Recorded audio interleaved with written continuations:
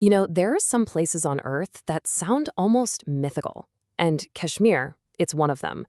For centuries, poets and writers have called it paradise, literally heaven on Earth. But for the last 75 years, that paradise has been on fire. It's become a flashpoint, a battleground, all defined by a single, heavily fortified line. So how did this happen? How did this legendary valley become one of the most dangerous places in the world? To really get it, we have to go all the way back to the beginning, to what many have called the unfinished business of a partition that literally tore a subcontinent in two. The roots of this whole conflict are tangled up in the incredibly complicated and, frankly, bloody history of 1947. That's when the British Empire left India, and in its place, two brand new nations were born, India and Pakistan. And this massive division was driven by one very powerful idea. And this was it. This was the ideological engine behind everything, the two-nation theory. The basic argument was that Hindus and Muslims weren't just two religions.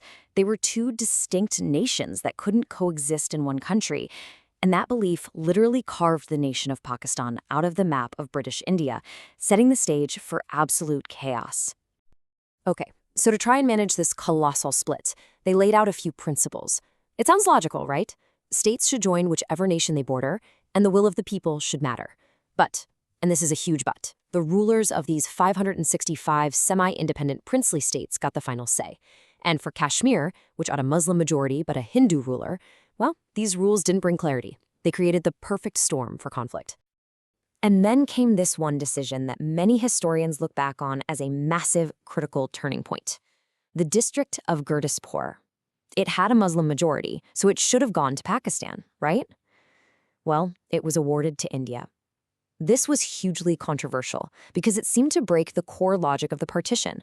But more importantly, it created the only real land bridge connecting India to Kashmir. That path would become absolutely essential for moving Indian troops and supplies. And this map right here shows you exactly what happened next. A once unified state is now this incredibly complex puzzle, with pieces controlled by three different nuclear-armed countries, India, Pakistan, and China. Kashmir immediately became the most bitter, most contested piece of that puzzle, and it led directly to the very first war between the two new nations. So out of that very first war, a temporary line was drawn in the sand. But over the next few decades, that temporary truce was going to harden into one of the most militarized and most dangerous borders anywhere on the planet.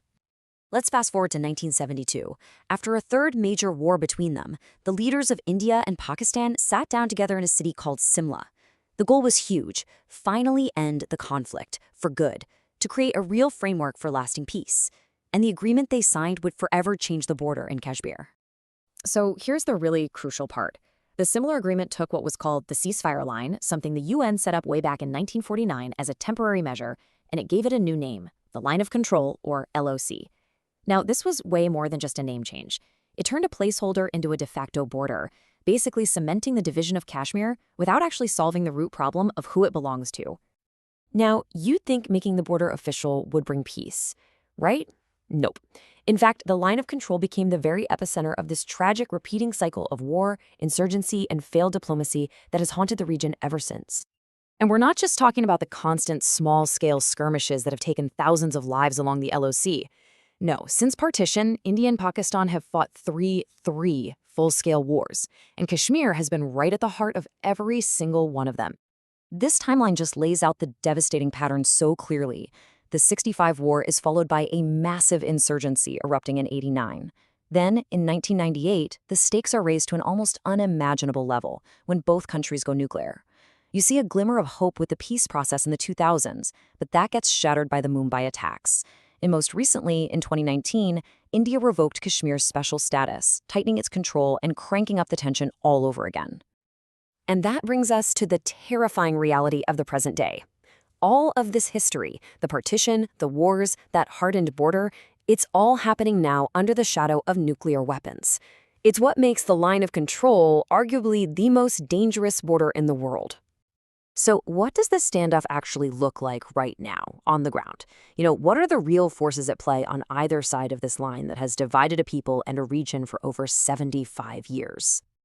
Well, the situation is unbelievably precarious. Just picture it. You have two of the world's biggest armies, both armed with nuclear weapons, literally staring each other down across a border that is just bristling with soldiers, heavy artillery, and all kinds of surveillance tech.